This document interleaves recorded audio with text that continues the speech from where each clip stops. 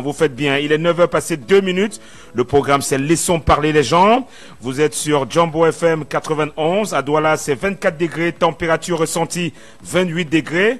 3 codes d'accès comme à l'accoutumée, 659 92 48 83 ou le 674 39 79 04 ou alors par appel WhatsApp au 654 40 19 13.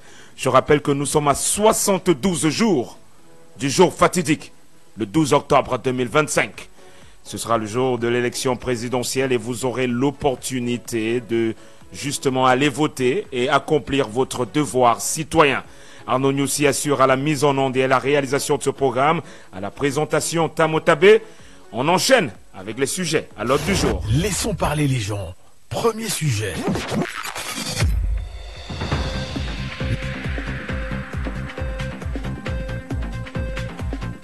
L'honorable Joshua Oshi a adressé une lettre à Elekam où il évoque l'identification par les soins de son équipe de près de 1153 bureaux de vote inaccessibles au public. Les bureaux de vote en question sont installés dans les casernes militaires, la présidence de la République et les chefferies. Des zones très hostiles aux scrutateurs de l'opposition.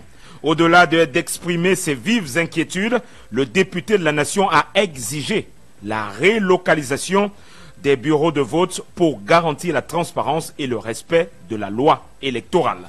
Alors, élection 2025, l'inaccessibilité à plus d'1 millier de bureaux de vote jette-t-elle du discrédit à la transparence de cette échéance électorale? Que font les bureaux de vote dans les casernes et la présidence? On se pose bien des questions. C'est quoi le but? C'est quoi l'objectif? Qu'est-ce qui est visé? Puisqu'on sait que pour entrer dans une caserne, c'est pas évident. Entrer même à la présidence, c'est une paire de manches.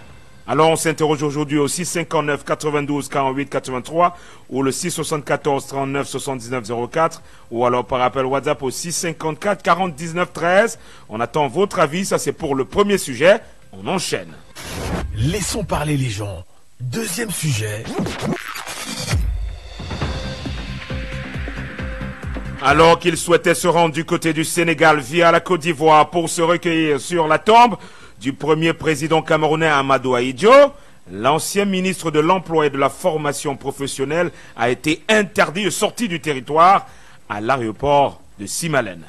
Issa Tiroma dénonce une violation de ses libertés, mais par ailleurs, la fille d'Ahidjo, dans un brûlot rendu public, accuse Tiroma d'escroquerie politique et morale. Interdiction de sortie du territoire pour Issa Tiroma, respect des procédures administratives ou tentative de fragilisation d'un candidat de l'opposition.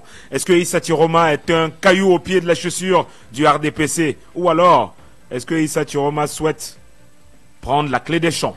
On en discute aujourd'hui au 659 92 48 83 ou le 674 39 79 04 ou alors le 654 40 19 13. Ce sera pour la deuxième partie, ça ce sera en deuxième partie et on va en discuter avec vous, chers auditeurs, et tout de suite on lance les hostilités. Laissons parler les gens, libérons la parole.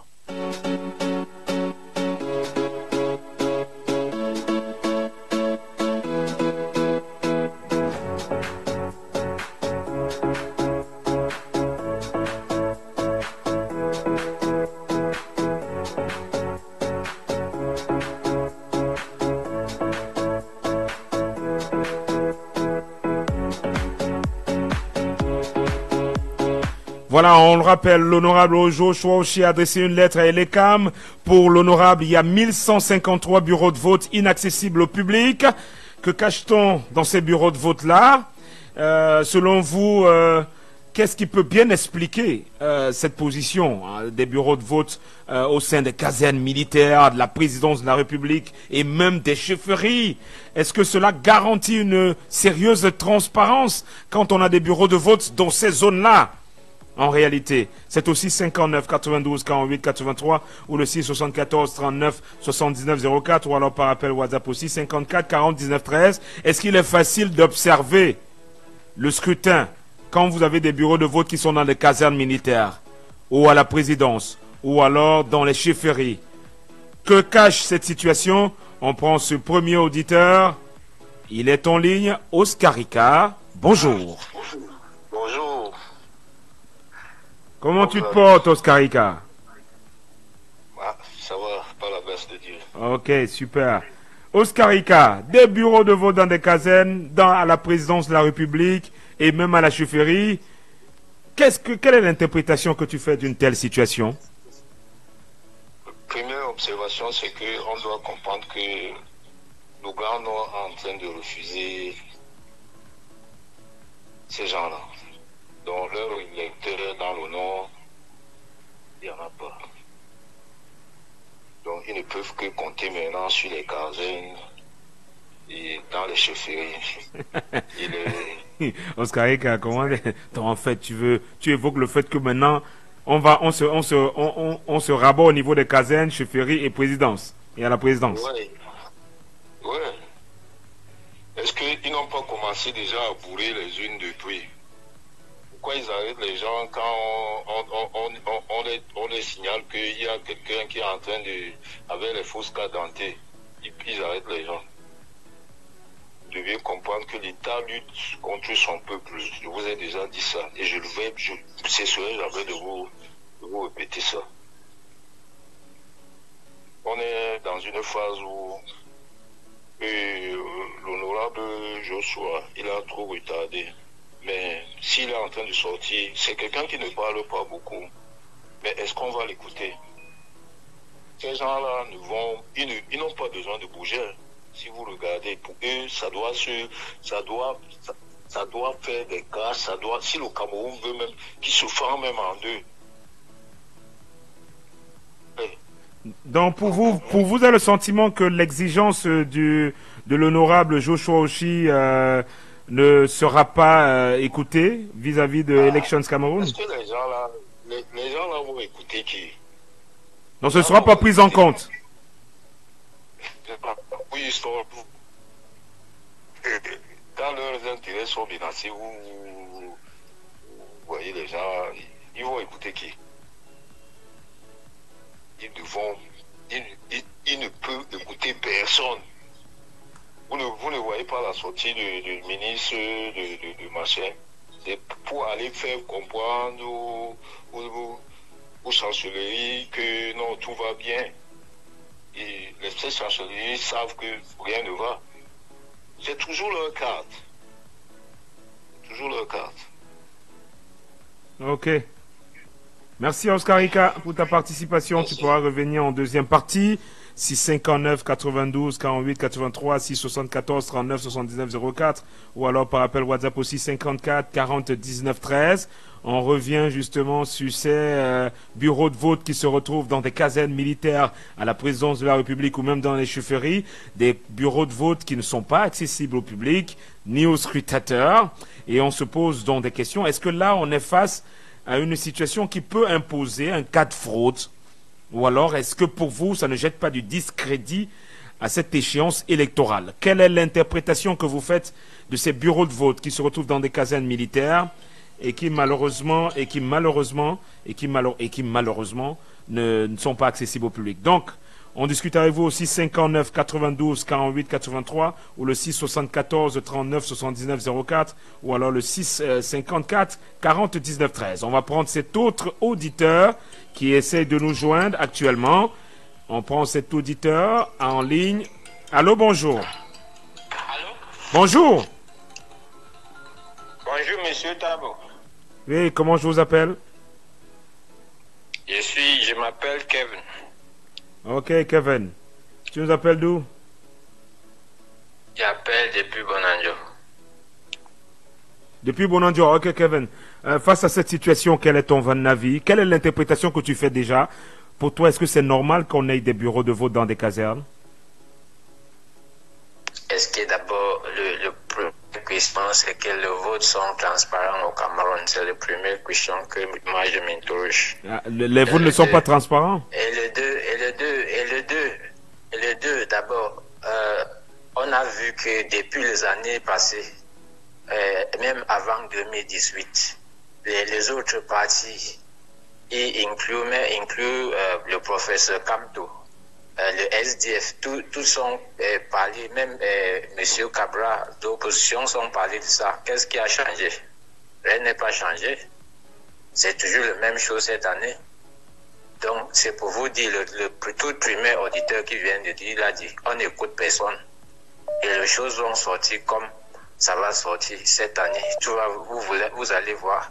Le 4 octobre est proche. Il faut dire à M. Foshivé qui va appeler à tout à l'heure qu'il faut que ces partis apprennent à écouter les citoyens camerounais. Il faut que ces partis apprennent à faire les choses comme il faut.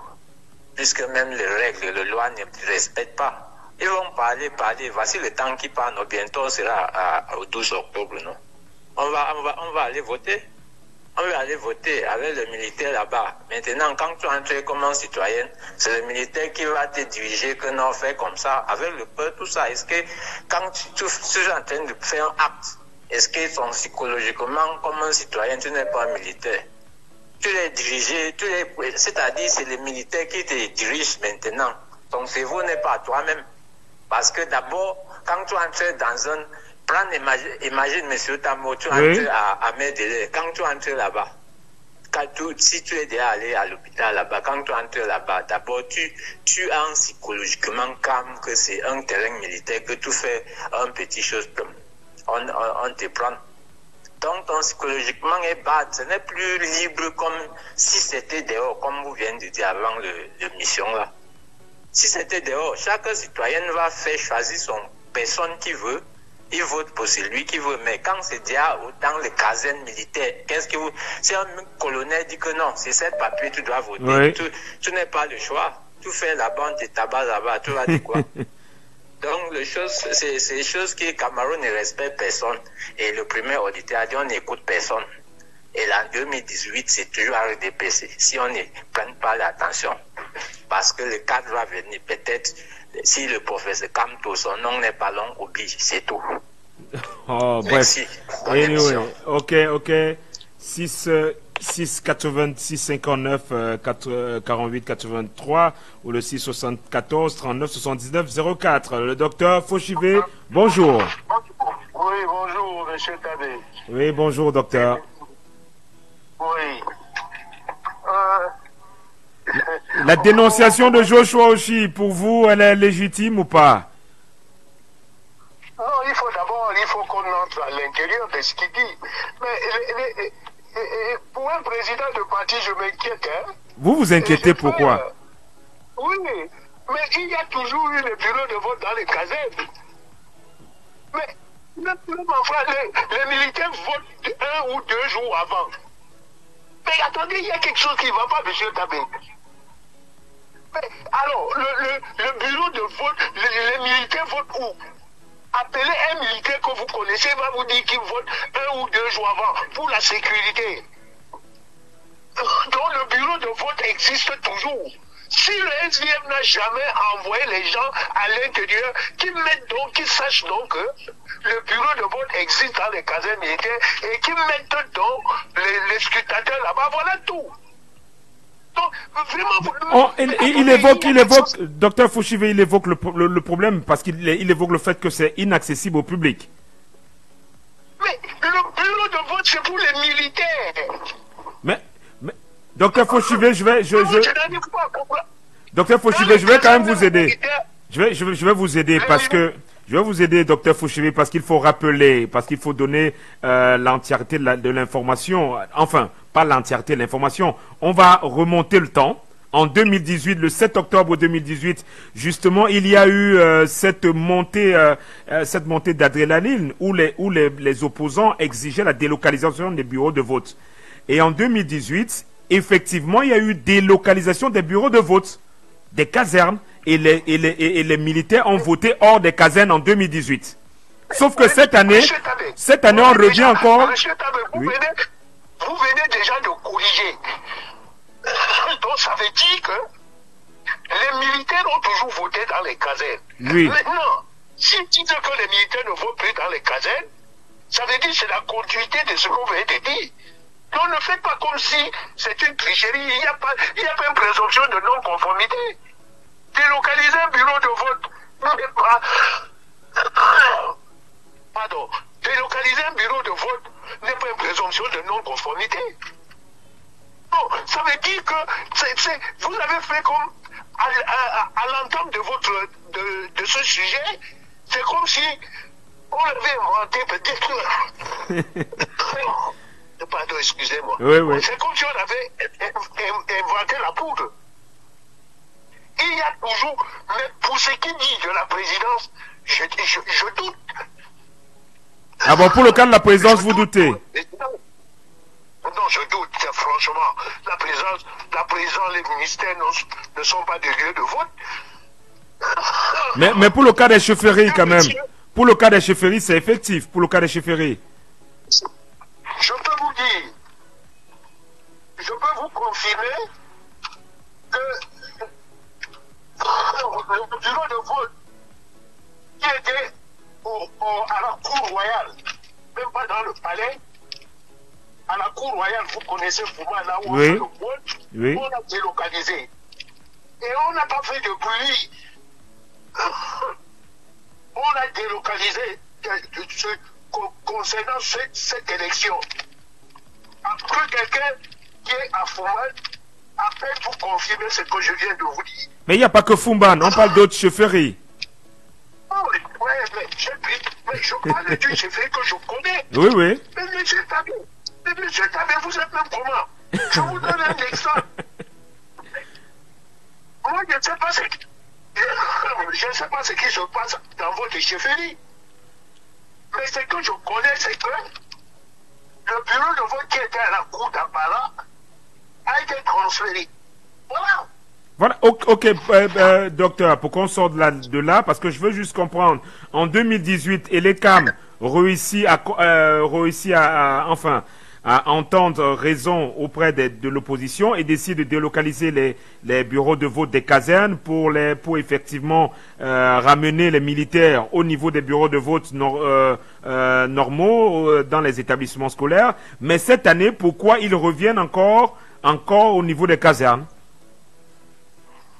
Dans ce cas, donc, je n'aurais pas parlé de présomption de non-conformité que le président Joshua demande, dont il a fait une correspondance. Oui.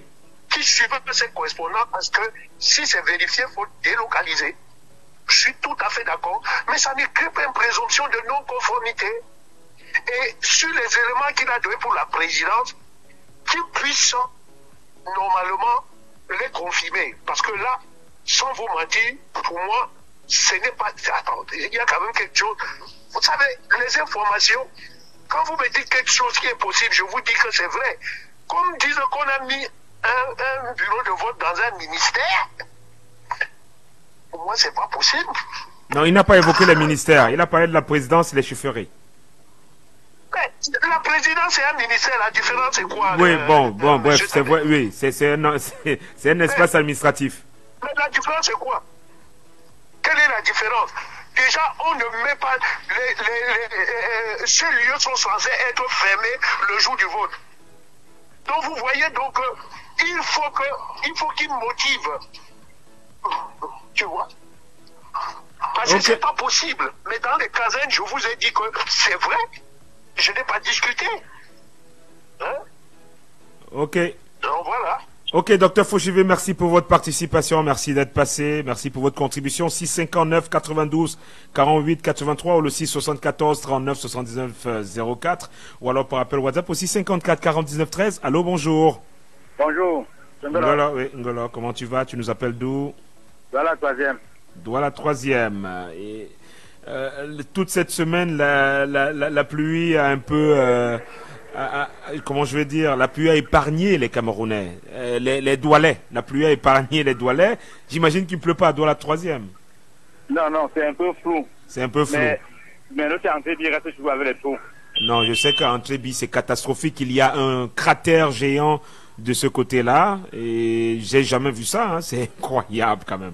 Bon, Guelon, qu'est-ce que tu penses de l'action menée par Joshua Oshi, l'honorable Joshua Oshi, qui exige la délocalisation des bureaux de vote qui sont installés dans les casernes militaires, la présidence de la République et la chefferie? Oui, très belle action. Mais la question que je me pose, c'est que Quand on va l'appeler par derrière, il lui dit que tu disais que quoi, il va se taire. Non, comment tu dis ça? L'appeler par derrière, comment? Oui, on va dire que mais tu es fatigué de travailler, tu nous dis. C'est ce qu'on va le demander. Donc, son action est louable, mais est-ce que ça va prospérer? Je ne pense pas. Mais cependant, les chefferies, l'armée et la présidence, il y a quelque chose qui les lie. Bon, je ne sais pas si c'est la même chose. On appelle ça quoi là? Fidélité, honneur et fidélité. Oui, c'est comme ça qu'on vote là-bas. Donc, si le chef du village, ils sont en majorité les membres du RDPC. Donc, c'est que là-bas, c'est comme ça. Donc, il n'y a pas que. Il y aura une autre voie. Voilà les trois choses qui les lient. Donc, si peut-être le conseil de vote est donné par le haut gradé, oui. C'est ça. Le chef, c'est ça. Oui. À la présidence, c'est bon. Essaye, tu vas voir. Donc, ça va se passer un peu comme ça. Mais cependant, le seul truc qui dénonce, c'est déjà bien. Mais on va le prendre par derrière, on va lui poser une seule question. Si tu es fatigué de travailler, tu nous dis, on va te donner la retraite. Et il va rester tranquille. Est-ce qu'il travaille à l'État? C'est un homme d'affaires. Mais c'est ce que je suis en train de dire. Je ne veux pas entrer dans les détails. Ah, tu veux pas entrer dans les détails? Ok, merci. Ok. Merci Ngolo. Tu peux repasser en deuxième partie. Ouais, oui, c'est Arnaud Nyoussi te salue aussi. Hervé, tu t'éloignes ton poste récepteur. Allô, bonjour. Bonjour, monsieur Tamotabe. Bonjour, ouais. Hervé, tu nous appelles d'où? Je vous appelle d'Aqua, monsieur Tadetabe. Voilà, ok. Tu nous appelles depuis Aqua. Là, on est face à une situation qui a été mise sur la table par l'honorable Joshua Oshi. 1153 bureaux de vote qui sont dans les casernes militaires, la présence de la République et du côté des chefferies. Qu'est-ce que cela te suggère en termes d'analyse d'abord? Déjà, si on veut avoir une élection apaisée comme décrit Faucheve et ses amis depuis un temps, je crois qu'on doit être à l'écoute de tout le monde et de tous les acteurs. Surtout, on doit écouter les acteurs. Et moi, il y a une question qui me taroute l'esprit depuis un temps là. Je me demande ce que l'ONU est venu faire au Cameroun. Parce que on nous a annoncé l'ONU ici en Fanfa, qui venait superviser les élections pour que tout se passe bien. Mais depuis qu'il y a les poids, je n'ai pas encore vu l'ONU réagir. Bon, peut-être parce qu'ils aiment quand il y a déjà le désordre pour qu'ils deviennent des sapeurs-pompiers. Je ne sais pas très bien. Mais je crois que c'est le moment où l'ONU devrait lever le ton et dire non, voilà, il faut faire ceci, il faut faire cela pour que chacun soit d'accord, pour que au sortir des résultats, il n'y ait pas de poids. Maintenant, quand j'ai fini de dire ça, vous n'allez jamais entendre un militant du RDPC vous dire que vous avez raison. Dites même aux militants du RDPC que le pont sur le Vouri s'est coupé. Ils vont vous dire que non, le pont passe. Si le pont s'est coupé, on peut utiliser les chaloupes pour traverser. Ils sont comme ça. Donc, on n'attendait pas autre chose de ces gens-là. Maintenant, en revenant dans le fond. Oui, vous avez vu, le jeune Belambela a commencé déjà à dire qu'il ne doit pas avoir d'interférence dans le processus électoral au Cameroun en ce qui concerne les forces étrangères, ou disons des autres pays étrangers. Oui, oui, les puissances, oui. Les puissances étrangères. Donc, en fait, lui, il commence déjà à intimider, parce qu'on peut appeler ça comme ça, c'est de l'intimidation. Et on a dit souvent, on avait dit chez nous un jour que il y a eu vol dans mon village. Le chef a réuni tout le monde, il a dit ok, entrez dans le trou et puis vous sortez un à un, je vais arrêter le bandit. Les gens sont entrés dans le trou, ils sont sortis un à un et à la fin le bandit est resté. Le bandit est resté dans le trou. Et c'est ça qui se dessine. Maintenant, en ce qui concerne M. Joshua aussi, l'initiative, la dénonciation est bonne. Mais sauf que là où on vous attendait, c'était sur la liste générale des élections, la liste, comment je peux appeler ça? Vous pouvez me rafraîchir la mémoire. La liste électorale. La liste électorale, où on attendait que tous les opposants viennent soutenir le professeur pour qu'on démantèle ce butin-là. Mais Hervé, chacun son combat. de RDPC ne vont pas déplacer les bureaux de vote dans des casernes, ils ne le feront pas. Et non, non, Hervé, il faut être, non, il faut être tout, en fait, il faut être factuel. En 2018, il y a eu une délocalisation qui s'est faite. Oui. Sauf que maintenant, ils ont ramené encore. Donc, en 2018, les partis de l'opposition ont exigé la délocalisation et la délocalisation s'est faite.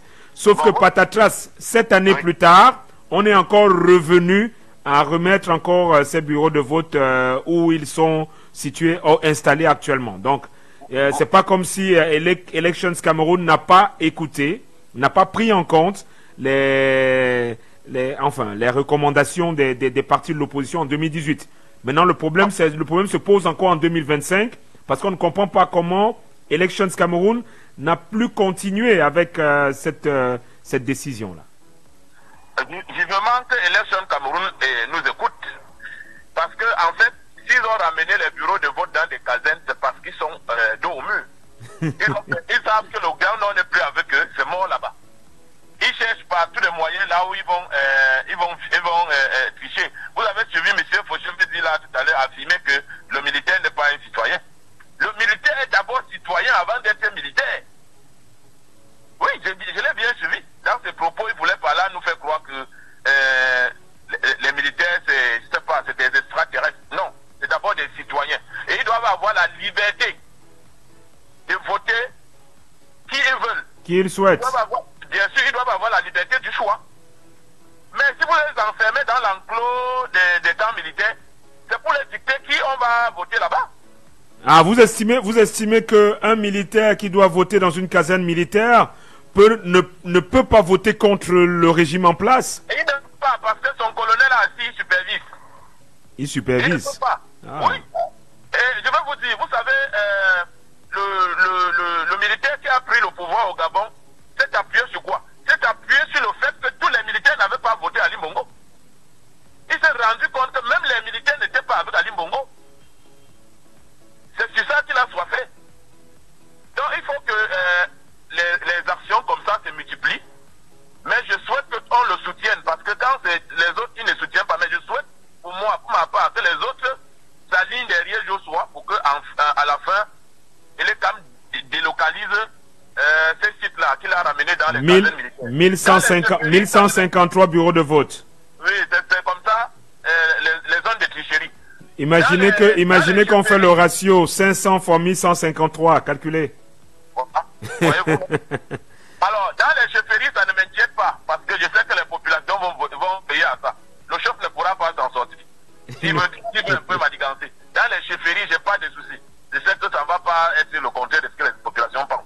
Mais dans les casernes militaires, même si le militaire vote contre, est-ce que les unes là vont sortir de là comme les militaires ont voté? Non. Il faut qu'on délocalise ça de là. Ouais, parce qu'il faut rappeler... Ce sont des foyers de tricherie. Parce qu'il faut rappeler que 1153 bureaux de vote, c'est pas moins de 200 000 voix. Hein? Mais c'est beaucoup, 200 000 voix, c'est beaucoup. C'est beaucoup, ça fait basculer. Vous allez au contentieux électoral et que quelqu'un a 200 000 voix devant vous, il va vous gagner. Bien sûr. C'est beaucoup, 200 000 voix. Pourquoi délocaliser? Moi, j'ai vu les gendarmes dire aux citoyens que ce que vous faites là, nous sommes derrière vous. Même si on nous demande de venir vous arrêter, sachez que nous sommes avec vous. J'ai vu ça. Il y a un policier qui me l'a dit à Yaoundé. Voilà, je vous dis. Donc, ces gars ne sont pas d'accord avec l'origine en place, monsieur Fauchevé. Ok. Cette affaire des camps militaires. Merci. La victoire sera éclatante. C'est pour ça que je continue à boire mon petit lait. Non, mon frère, c'est lundi. Laisse tomber. Calme-toi. C'est lundi. Ils ont des frissons partout. Je te rappelle que c'est lundi. Je te rappelle que c'est lundi. Je vous ai dit que mon candidat soit retenu ou pas, il y aura match. Ok, merci Hervé. Merci pour ta participation. 659 92 48 83 ou le 674 39 79 04 ou alors par appel WhatsApp au 654 40 19 13. On revient sur cette situation au sein de... cette situation qui prévaut pour l'élection présidentielle. Et le docteur Fauchivé est de retour. Docteur Fauchivé, c'est en une minute parce que on va prendre un autre auditeur. C'est juste pour faire une précision. Oui.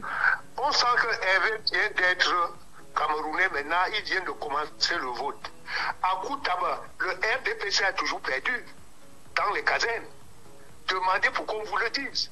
Moi, je n'arrive pas à comprendre. Vous faites comme si le Cameroun est né aujourd'hui. Mais il y a des militaires qui ne votent pas. Je vous parle du cas de demander à que quelqu'un qui nous suit appelle pour vous confirmer que l'UDC nous bat là-bas au camp militaire. Mais attendez, là, ne faites pas comme si c'est devenu quelque chose de sorcier. C'est pas possible. Le Cameroun n'est pas né aujourd'hui. Les élections, ce n'est pas aujourd'hui seulement. Ok, docteur Fouchivé. Ok, docteur Fouchivé, merci pour la précision. Merci. Allô, 659 92 48 83 674 39 79 04 ou alors par appel WhatsApp au 654 49 13. Allô, bonjour. Bonjour, monsieur Tabé. Bonjour, Raoul. C'est monsieur Medjo. C'est monsieur Medjo. Ok. J'ai confondu, vous avez presque la même voix. Monsieur, ce que l'aîné Edouard Fouchivé vient de dire, il a raison sur toute la ligne. À Fomban, dans le monde en général, c'est le RDPC qui va au contentieux qu'on a fraudé les élections. À l'élection présidentielle? À l'élection présidentielle? Aux élections locales. Non, moi je parle de l'élection présidentielle. Aux élections présidentielles, le nom en général gagne toujours au RDPC, bien que le décompte national dans le RDPC vainqueur. Vous ne pouvez pas, nous savons les cornes, mais si vous êtes militaire de n'importe quel grade, vous ne pouvez pas tenter de faire une fraude dans ce monde. Ça, je peux le dire. Ça se paye cash. Je parle de la... On ne dit pas qu'il faut... Même si c'est une erreur, on dit en vous l'intention. Non, vous connaissez mal ces gens. Ça se paye cash. Maintenant, est-ce qu'on doit prendre le nom pour faire la vitrine de 360 communes du Cameroun? Non. En dehors de cette commune, comme vous nous dites aussi, quelle est l'autre commune dans le Cameroun où on peut justifier et comparer et dire non, ici, là, le projet a gagné dans cette chefferie? Medjo, le problème c'est que vous parlez même de communes, parce que là on parle des casernes militaires. Justement, je veux dire, à Koutaba, c'est une caserne militaire. Oui, bien sûr. Donc on connaît sa puissance. Dans cette caserne militaire, l'opposition gagne. Dans le palais de Fouman, où le sultan de père son âme était le président RDPC de l'Ouest, a perdu les élections dans son palais. Ça, c'est un cas isolé qu'on ne peut pas prendre pour en faire le miroir et la vitrine. Parce qu'en dehors de cette zone-là, on nous montre aussi une autre zone où on peut comparer. Non, il n'y en a pas. Maintenant, si je viens au fond du sujet, où était le soir aussi? Si à la veille de quelques jours pour les élections, il voit ce petit lait et il recopie ce que Maurice Kamto avait déjà fait. Si vous regardez, il y a une sortie de Maurice Kamto où il avait sorti avec les listes et les différents casernes militaires des zones interdites de vote. Il avait publié ça pour demander qu'il faut qu'on ait les Camerounais voient ça. Il n'y a pas encore 2 mois qu'il a sorti ça. Aujourd'hui, je suis aussi un peu le copier-coller. On me dit que non, il a mais non, juste une question. Mais est-ce que finalement, ce n'est pas le même combat? Mais pourquoi vous critiquez sa démarche? Vous avez une petite force, elle est contre 1000 personnes. On voulait vous battre seul. Dès qu'on vous tape au sol, quelqu'un sort aussi, il y a le même combat pour faire. Vous êtes qui? En principe, si le pays était sérieux et que les opposants étaient tous sérieux, ils devaient faire tir groupé pour réclamer et revendiquer et imposer à Elekam de produire et la liste nationale des élections et délocaliser les bureaux de vote qui sont dans les zones interdites. La faute est donc aux opposants qui n'arrivent pas à faire, à se coaliser pour cela. La faute est à toutes ces personnes qui se prennent pour opposants juste pour se positionner. Qu'est-ce qui a passé qu'aujourd'hui, Joshua vient nous dire que subitement il a dormi, il s'est réveillé, il a vu qu'il y a 1100 de poussières de bureaux de vote dans les casernes. On dirait le vote avec quelle liste nationale des élections. S'il attend d'être élu sur la base de quoi? Tous les autres opposants qui sont en train de courir pour dire non, on ira aux élections, il y a 2 candidats, 12 candidats, ils en vont voter, se faire voter sur la base de quel chiffre, de quelle liste nationale des élections. Vous comprenez qu'il y a beaucoup qui sont en train de se positionner plutôt que d'aller aux élections pour la gagner. C'est ça qui nous laisse dire qu'au Cameroun, même le prêtre le plus même le même Jésus, ici au Cameroun, celui qui vient exorciser les Camerounais, il va rentrer, il va voir comment le casser la gueule. Je dis même Dieu, il ne pourra pas s'en sortir pour exorciser le pays ici. Parce que chacun est dans l'individualisme à outrance. On utilise les faiblesses les plus courageux pour pouvoir se positionner en héros. Nous, Kampo a dit, voilà ce qu'il faut dire, que tout cette année ne fait que produire, c'est-à-dire parler de l'avenir du pays, des choses qu'il ne faut pas faire. Les choses sont calmes. On est à moins de 2 mois de élection. Certains sont revenus. Et Non, c'est une action qui peut... C'est une action qui peut porter ses fruits, parce que là, vous êtes en train de juger l'action, alors que c'est une action qui est noble et louable. Non, mais noble et louable quand vous avez fait du copier-coller. Non, vous appelez quoi copier-coller depuis là? Moi, je ne comprends pas copier-coller. Ça a été déclaré par le... C'est du copier-coller parce que le président de MRC, Maurice Kamto, l'avait déjà revendiqué. Il y a même publié un liste. Est-ce que ça empêche que lui-même... Est-ce que ça empêche que... Ok, allez-y. Aujourd'hui, on vient nous dire que ça dit subitement, c'est une émanation de je pas aussi subitement. Non. J'ai anticipé le peuple camerounais. Ceux qui parlent de par leur sommeil, pour leur instruction, leur dire qu'un matin, le changement au Cameroun se fera certainement parce qu'un homme est beau, parce qu'un homme est populaire, parce qu'un homme est intelligent, parce qu'un homme est intellectuel. C'est qu'on va se casser la gueule 1 milliard de fois. Tant que le peuple camerounais ne s'intéresse pas à la chose politique, ne revendique pas, ne se positionne pas, le gouvernement en place fera des efforts 1 milliard de fois pour multiplier les actes qui sont en train de poser pour verrouiller le système. Parce qu'ailleurs, on oppose au gouvernement en place le rapport de force. Pas un rapport de force militaire, mais un rapport de force, c'est-à-dire de mobilisation. Où dit attention, je prends l'exemple en Côte d'Ivoire, où le président Hassan Ouattara est allé à la présidence, dit qu'il sera candidat. Et il a justifié le pouvoir de être candidat. À l'instant T, ok, Medio. On peut dire non, tu dois nous faire ça, on n'est pas devenu les Camerounais. Merci. Vous voyez un peu comment les gens se mobilisent pour leur peuple. Et au Cameroun, merci, Medio. On attend que bien libérer le pouvoir. Merci, Medio. Merci pour ta participation. Merci. Allô, bonjour. Bonjour. Oui, comment je vous appelle? Vous appelez d'où? Raoul DDA. Oui, Raoul DDA, finalement, oui, Raoul. Affirmatif. Voilà, ok. Quelle est l'interprétation que tu fais de cette situation? 1153 bureaux de vote dans les casernes militaires, la présidence de la République et les chefferies. Ça, c'est une note de Joshua Oshi. Est-ce que ça garantit une transparence? Ça garantit quoi? Pour la liste nationale des électeurs, quand le pape du droit revendiquait, qu'est-ce qu'il a dit? Monsieur Tamotabe, je ne sais pas. Les Camerounais ne sont plus bêtes. Il n'y a plus la distraction. Vous avez vu, l'autre ado a dit hier qu'il était candidat. À 5 minutes qui suivaient, la Cour constitutionnelle a occupé. Et la première phrase qu'ils ont dit, nous ne sommes pas les Camerounais, nous ne sommes pas la risée du monde, nous sommes devenus la risée du monde entier. Mais quand vous dites que vous êtes devenu... Non, Raoul, quand vous dites que vous êtes devenu la risée, est-ce que c'est l'État? C'est vous les Camerounais, on parle de vous les Camerounais, on ne parle pas seulement de l'État. Parce que vous-même, c'est vous le problème aussi. C'est pour ça donc qu'il faut dire à votre grand docteur là, que nous avons été toujours gentils pendant 43 ans et que ça ne doit plus se passer. Maintenant, ce n'est plus ça. 2018 n'est pas 2025. Et je vous dis, le Joshua Oshi, on sait, il est venu distraire pour dire qu'il avait aussi revendiqué. Il veut qu'on dise aussi qu'il avait demandé quelque chose. Mais on sait pour qui il roule. On sait où il doit. Vous voyez, quand les gens en face, si les vrais opposants, on commence par lui, hein. Et quand on finit par lui, on passe à celui qui disait qu'il était le plus jeune là. Avant qu'on ait le plus jeune vienne, il arrive. Ils ont vraiment, le pays va me dépasser. Ça va changer. Par tous les moyens. Les Camerounais, ça c'est incroyable. Mais on parle d'une situation qui est claire. On parle de 1153 bureaux de vote dans les chefferies et tout ça. Vous ramenez la discussion à des affaires extrêmement personnelles en opposant des opposants. Je ne comprends plus. On va s'en sortir à nous. On oppose des opposants. C'est ici à nous. Allô, bonjour. Bonjour, monsieur Tabé. Oui, comment je vous appelle? Moi, c'est Jacques, j'appelle depuis Bonamoussadi. Jacques depuis Bonamoussadi. Mais vous opposez les opposants comment, Jacques? Monsieur Tabé, je sais que tout ce que tu fais là, tu animes vraiment l'émission. Je suis vraiment content quand tu fais comme ça là.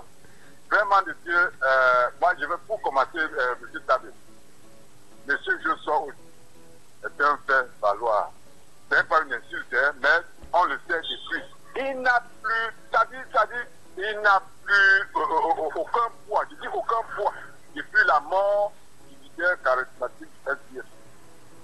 Moi, je peux vous dire que si moi j'assiste, on me met aux élections face à Joshua aussi, je le bats à plat couture. Je vous le dis. Donc, tout ce qu'il est en train de faire là, comme les précédents auditeurs ont dit, c'est ce que M. Maurice Kamto réclame depuis. Mais Jacques, Oui. quand il fait un travail, parce que au-delà, puisque vous estimez qu'il devait suivre Maurice Kamto, au-delà de cela, il fallait que lui-même il fasse sa petite enquête. Parce que regardez, parce que quand il a déployé ces chiffres, il vous dit par exemple qu'il y a 12 bureaux de vote officiellement localisés dans les casernes militaires, 5 bureaux de vote sont situés dans les états-majors, 1141 bureaux de vote établis dans les chefferies traditionnelles, parfois désignés de manière euphorique comme esplanade de chefferie. Et quand il repartit tout cela, il dit, par exemple, pour les bureaux de vote qui sont dans les chefferies militaires, vous avez 6. Dans les chefferies, vous avez 6 à la Damawa. Au centre, vous avez 546. Est-ce que ce n'est pas un travail de fond qui participe à contribuer à ce que la transparence puisse s'installer dans le jeu électoral? Entrons dans le débat de fond. Je suis d'accord avec toi, M. Tabé. Sauf que il le fait à quel moment? Est-ce que le problème est le moment? Est-ce que actuellement, quand il demande de délocaliser cela, est-ce que sur le plan matériel, Elekam ne peut pas le faire? Elekam peut le faire. Elekam peut le faire, mais je continue à dire qu'à quel moment M. Kamto fait ce travail à la veille des élections qu'on a volées en 2018 jusqu'à nos jours. Et M. Joshua qui ne pouvait pas ouvrir la bouche parce qu'il savait que des gens l'attendent au tournant. Il faisait des trucs comme ça, là, comme Maurice Kamto. Parce qu'il sait que même leur candidature, là, on pourrait même pas accepter ça. Hein? M. Kamto est victime de toutes ces réclamations-là depuis. Il ne faut pas finir de midi à 14 h pour vraiment dire ce qu'on doit dire. Moi, je continue à dire que ce que M. Joshua aussi a en train de faire là, c'est loi, mais il se fait tard. Même une voix, il n'aura pas par rapport à ça. Maurice Kamto a déjà revendiqué tout ça. Depuis. Vous imaginez que les Ivoiriens disent qu'ils ne sont pas au Cameroun. Est-ce que tu mesures l'ampleur des propos comme ça? Non, mais je mesure cette ampleur de propos en vous voyant vous-même, parce que on est sur un débat qui est assez clair. On parle de ces 1153, mais vous nous ramenez en opposant les opposants. Je comprends pas. Non, quand on oppose, c'est parce qu'eux-mêmes, ils ont déjà accepté être une position de mangeoire. C'est clair, non? C'est clair. Ok, Jacques. Voyons un peu. Oui, tu sors par là. Bon, par rapport à la candidature de Maurice Kamto, qui a été recalée. Dites-moi, est-ce que monsieur de choses a fait une sortie tant que non, ce qu'on fait n'est pas bien? Hein, monsieur Tabé? Pour le moment. Voilà. Bon, je vous reviens. C'est aussi son droit, hein. Mais c'est son droit. On se retrouve en deuxième partie. Allô, bonjour. Allô, bonjour. Allô? Bonjour. Allô? Bonjour, nous vous écoutons. Oui, bonjour, monsieur Amon. Oui, comment je vous appelle? Il y a un effet là, très bizarre, quand vous appelez, je ne sais pas ce qui se passe. Allô? Donc, ok, positionnez-vous normalement avant de nous appeler. Arnaud Noussi, les Camerounais s'étonnent que les Ivoiriens disent qu'ils ne sont pas les Camerounais, mais c'est vrai. Parce que vous mettez dans des situations où vous opposez les opposants. Vous-même, vous êtes votre propre opposition. Vous êtes une opposition au changement, en réalité. Et vous vous étonnez que les Ivoiriens vous traitent de tous les noms d'oiseaux. Arnaud, tu l'as pris? Allô, bonjour. Allô, bonjour. Allô? Bonjour, Tabou. Oui, comment je vous appelle? Vous appelez d'où? Philippe depuis Bonapriso. C'est Billet? Philippe depuis Bonapriso. Philippe depuis Bonapriso. Ok, Philippe, ton avis sur la question? Allô? Oui, Philippe, ton avis sur la question? Oui, mon avis sur la question est simple. Ces bureaux de vote qui sont dans des casernes, à la présidence, dans des chefferies, seront-ils au Gabon, au Congo? Ceux qui habitent ne doivent pas voter. Ce n'est pas les Camerounais qui vont aussi voter comme tout le monde. C'est ma question que je pose à mes confrères. Parce que oui. quand vous arrivez dans un village, par exemple, qui n'a pas... On peut mettre un bureau de vote à la chefferie. Est-ce que ça enlève le fait que les gens que le vote ne se passe pas, ne se déroule pas normalement? Non, c'est peut-être le chef de ce village a choisi comme vote à la chefferie. Est-ce que ça enlève quoi? C'est ça. Ok. Le problème, c'est... En fait... Dans la soirée, il y a bien suivi le journal où il y avait plus de 200 000 cartes d'électeurs abandonnées. C'est là où il faut regarder. Parce qu'il faut que les gens, comme les Camerounais, nous soyons vraiment prêts envers nous-mêmes. Je me suis allé me faire écrire, il faut que j'aille prendre ma carte. Il faut d'abord aller voter. Même si c'est dans la chefferie, il faut aller voter. Même si c'est la présidence et que tu as la présidence, vote pour la candidat que tu veux voter. C'est tout. Okay. Ce n'est pas important parce que je ne sais pas pourquoi est-ce que les gens condamnent cela. Le lieu n'est pas important. Le lieu, c'est l'action qui est importante. Oui, l'action qui est importante. En fait, ce que reproche Joshua Oshie, c'est le fait que ces bureaux de vote ne sont pas accessibles pour contrôler et vérifier les bureaux, l'élection, enfin. C'est ça la réalité. 659 92 48 83 ou le 674 39 79 04. Allô, bonjour. Oui, allô, bonjour. Comment je vous appelle? Sylvain Batoumen de Sengue. Batoumen, oh, il est de retour, le fameux Batoumen. Oui, moi voici. Oui. On sait que tu as toujours des réactions. Ouais. Moi, j'ai un problème. Hein. Le problème, c'est quoi? Beaucoup de militants du parti Manidem, là. Oui. Ils n'ont jamais voté. Non, je ne crois pas que c'est le parti Manidem, c'est le MRC. Eux-mêmes, ils disent qu'ils sont du MRC. Manidem, j'ai fini avec... moi, j'ai choisi, non? Oui. J'ai le dossier de mon droit, non? Oui, choisi alors. Ouais, c'est les gens du Manidem. J'ai dit que la majorité allait entendre parler là. Ils n'ont jamais voté. Mais regardez, hein, oui. Vous posez un problème. Maintenant, ça devient une rivalité entre deux candidats. Si tu prends chacun avec son programme politique, tu vas voir qu'il y a la différence. Chacun connaît à chaque moment frappé. Et je ne peux pas faire au moment parce que c'est les candidats. Oui. Chacun aspire à être président. C'est à nous de choisir.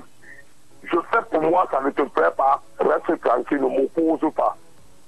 En 2018, on n'a jamais demandé la liste nationale. On n'avait pas demandé ça en 2018. Et on est parti aux élections.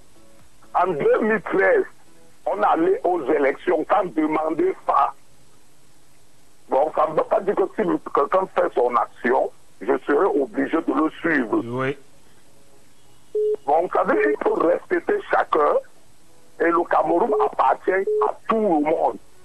Ça veut dire, je suis opposant, je peux travailler partout où je peux. Ça ne veut pas dire qu'être opposant, je gagne un marché public. Je ne dois plus gagner de marché public. Bon, le SVF existe avant le fameux, ce que tu viens de prononcer là, le nom même, ça me gêne même de le prononcer, le MRC. Le SVF existe. Tout ce qu'on pense que le pape du droit demande là, c'est ce que le parti l'a réclamé à l'époque.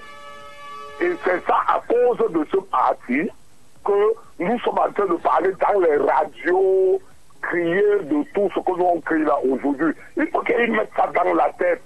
Ce n'est pas comme ça qu'on fait la politique. Ce n'est pas bavarder. L'action, c'est sur le terrain. Ce n'est pas venir dans les radios, dans les plateformes qui fait action. Mais Batoumen, oui, Batoumen, oui. Il a posé un problème. Pour toi, c'est extrêmement crucial pour la transparence. Mais attends, si je te parle, je vote depuis 92. Oui. Je vote depuis 92. J'ai fait scrutateur 3 fois. Je parle en connaissance de cause. S'il parle dans les casernes, moi, en te parlant, on m'avait envoyé à BBR, je n'étais pas entré. Tu n'étais pas entré à BBR? Oui. Parce qu'il faut rappeler que BBR, c'est une caserne militaire qui est du côté de Terminus Saint-Michel. Bon. Maintenant, c'est que s'il pose un problème, tout le monde n'est pas obligé de suivre. Chacun est dans son calcul politique, non, mon frère. Mais c'est légitime quand même. C'est légitime. Mais on veut que quand le pape de droit ou sur le Camerounais, oui, on a recalé sa candidature, il faut soit pas venir.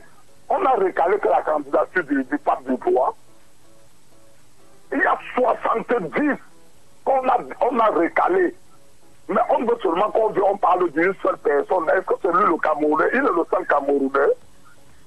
Ok, Batoumène, merci. Merci pour ta participation. Tu vois, mais là, tu me chasses vite.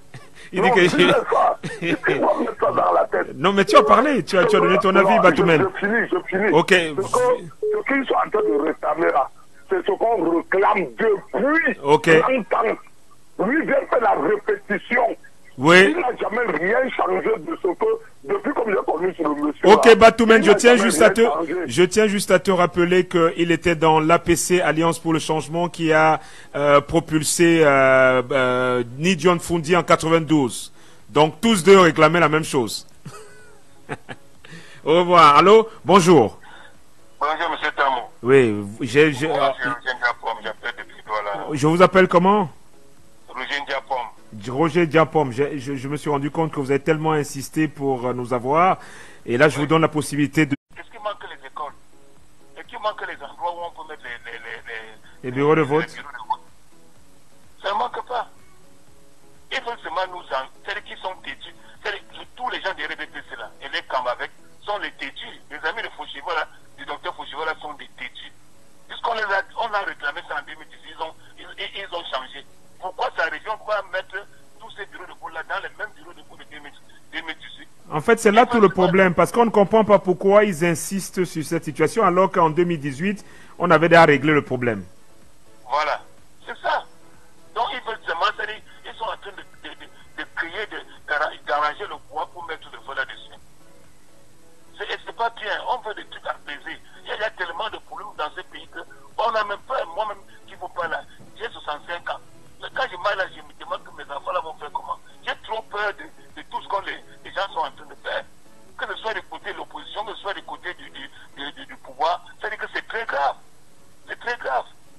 L'autre vient dire qu'on ne peut que parler d'une seule personne. C'est lui qui a parlé de cette personne. Puisque le débat même aujourd'hui, c'est les bureaux de vote. Oui. Et lui, il parle à la personne. Et il se plaint qu'on parle tellement d'une seule personne.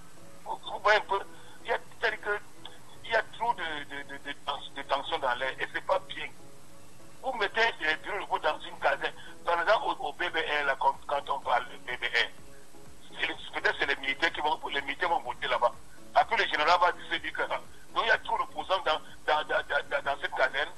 Comment ici, là, on vote l'autre seulement à 10%. Ça va commencer à faire des petits trucs là. Les gens peuvent même manquer leur avancement à cause de ça. Comme les bureaux de vote là où tout le monde vient voter, on ne sait pas qui a voté quoi, qui a voté ceci.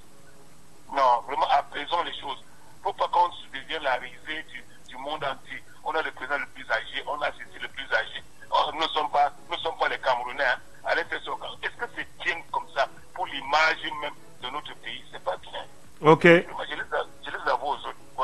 Merci pour votre participation. On prend cet autre auditeur. 659 92 48 83. Allô, bonjour. Bonjour. Oui, comment je vous appelle? Moi, c'est Russell. Russell nous appelle d'où? Encore ce matin. Et tu nous appelles d'où, Russell? De Douala à quoi? Douala à quoi, Russell? Ok, ton avis sur la question, Russell? Moi, je dis que le sujet posé sur la table ce matin, et cela grâce à Joshua Tibier, est sur le fond un sujet très pertinent. Oui. Et j'ai été surpris que tout à l'heure, un auditeur laisse croire que l'essentiel c'est de voter, peu importe l'endroit. Vraiment, il faut qu'on soit sûr. Pour celui qui a fait un peu de communication, celui qui a fait un peu de psychologie, il sait que l'influence psychologique peut déterminer votre vote. Lorsque dans un village, par exemple, un petit village, on connaît tous ceux qui sont de l'opposition, tous ceux qui sont du pouvoir, tout le monde se connaît au village. Donc lorsque vous venez voter devant votre chef qui est assis là devant lui, il vous regarde. rien que son regard, il te dit déjà attention, je connais de quel parti tu es. Or, l'élection est par essence quelque chose de neutre. On doit être dans un environnement, c'est pourquoi on crée même l'isoloir. On doit être dans un environnement où on ne subit pas une influence. Une influence. C'est pourquoi même dans les bureaux de vote, quand bien se situer dans un établissement scolaire, il n'est pas permis aux hommes en tenue d'être présents dans le bureau de vote en lui-même, mais peut-être dans l'enceinte de l'établissement scolaire. Parce que là où l'électeur vote, il ne faut pas qu'il y ait une pression psychologique. Vous imaginez quelqu'un qui va voter devant les militaires. Vous entrez là, dans un quartier où on vous connaît comme un opposant, vous passez devant les militaires pour aller voter. Vous subissez une influence telle qu'au moment, à l'intérieur, vous pouvez changer votre bulletin de vote, vous pouvez choisir une autre personne, vous pouvez confondre votre bulletin de vote, parce que vous êtes sous la pression des armes devant vous et des hommes qui sont susceptibles de vous mettre une pression psychologique, une charge psychologique importante.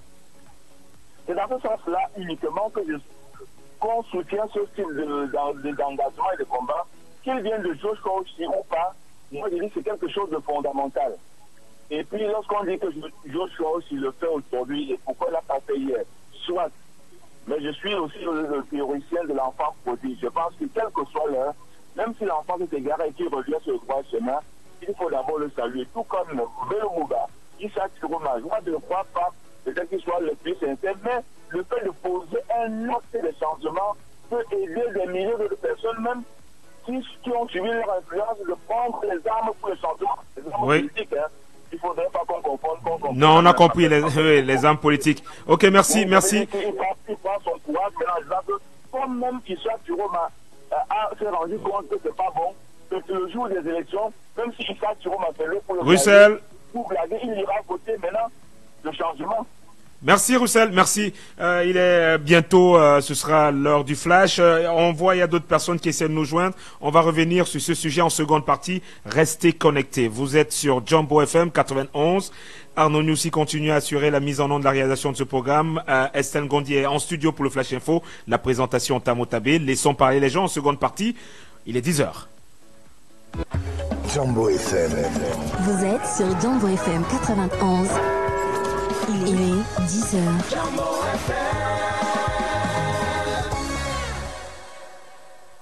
Yellow a 25 ans de connexion et des cadeaux incroyables à gagner toutes les 25 minutes.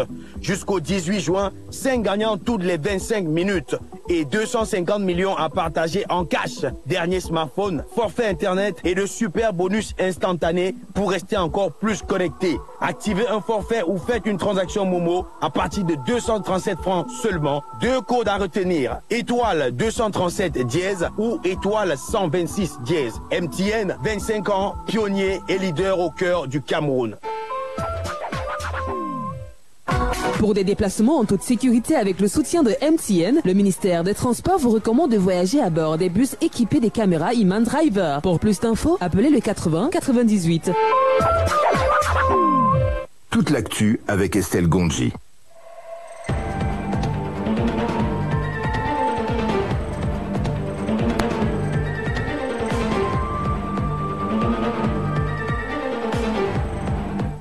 Bonjour à tous et bienvenue à cette pause d'actualité. Contentieux électoral, c'est le lundi 4 août prochain, dès 10h30 que s'ouvriront les audiences liées au recours contre les candidatures à la présidentielle du 12 octobre 2025. L'annonce a été faite dans un communiqué signé du président du Conseil constitutionnel, Clément Atongana, et rendu public hier. Les travaux se dérouleront à la salle d'audience du dit Conseil au Palais des Congrès de Yaoundé.